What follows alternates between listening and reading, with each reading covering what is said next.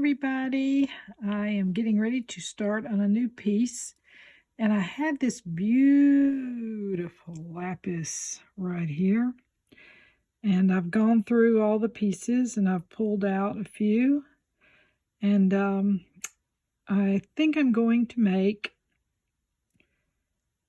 because I saw it kind of like a vision, but it's going to be Southwest or Native American style with a contemporary look to it. So I'm just rolling some things around in my head right now, and I decided I was going to use these little guys right here.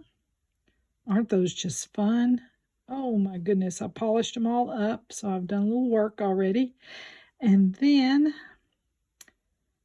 I'm just contemplating. I'll let you know when I decide what I'm going to put with it, and I'll let you know why. Be back in a little while.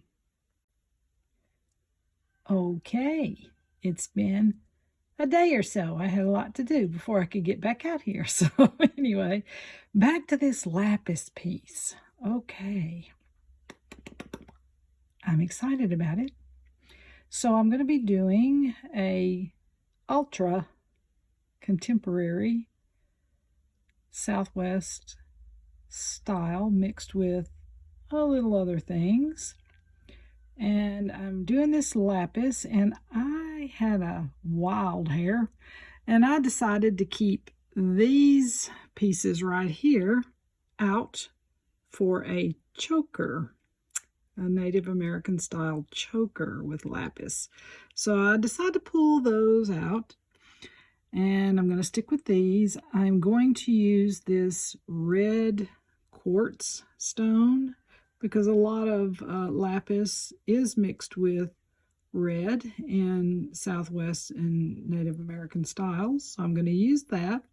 Still going to use this, which is going to throw it for a loop to not make it so in your face Southwest, but I'm going to continue with those. And I'm going to use gold instead of silver, because usually the Southwest style uses silver all the time. And I am going to use gold instead because I've got this amazing bird here that's made out of bone. It's going to be my centerpiece. I've got some gold toned bead caps. And these little guys right here are called glass e-beads.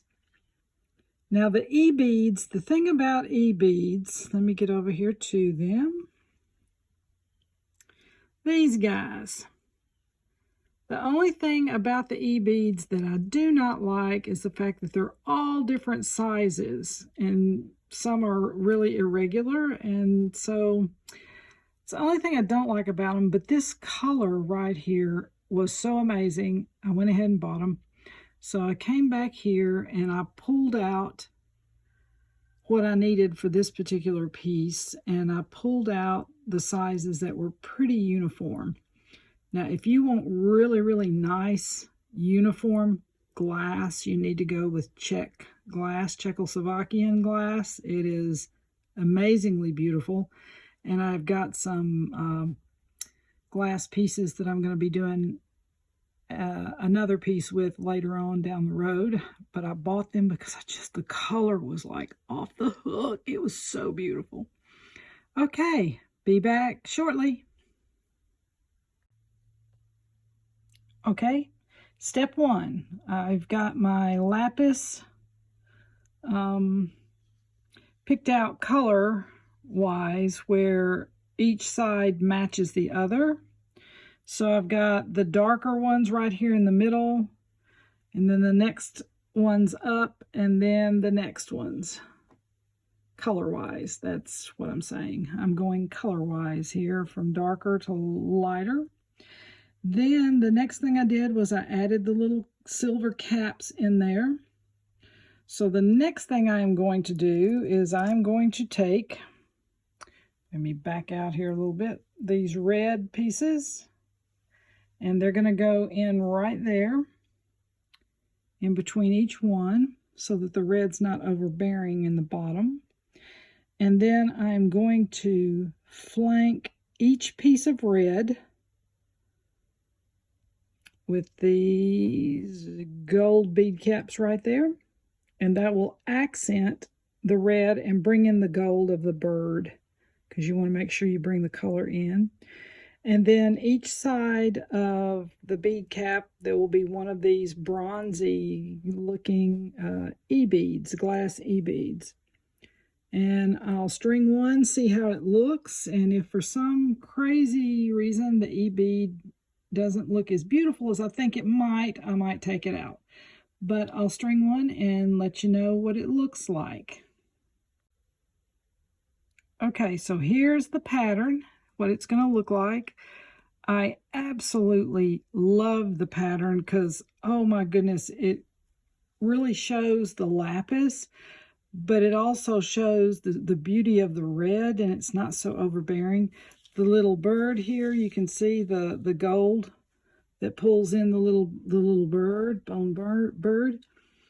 And I am stoked about this. This is going to be so much fun. Oh, goodness, goodness, goodness, so much fun. All right, I'm going to continue on. I'll get down the line a little bit, and I'll come back and show you what it looks like once I get ready to start on the bird.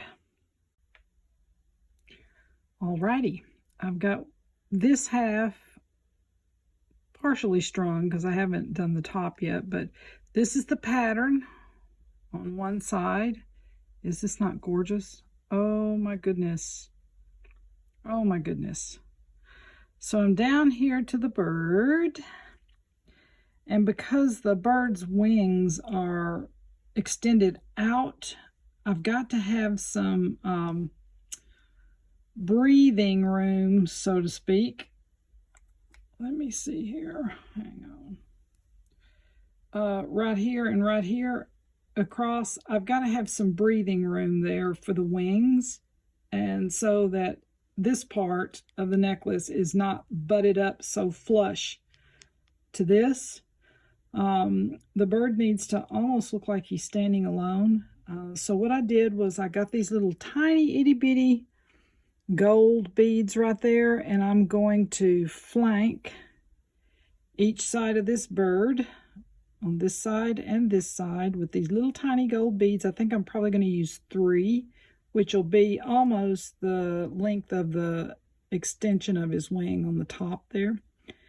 Then I'll come back in with the rest of the beadwork and continue on in that vein. Be back in a minute.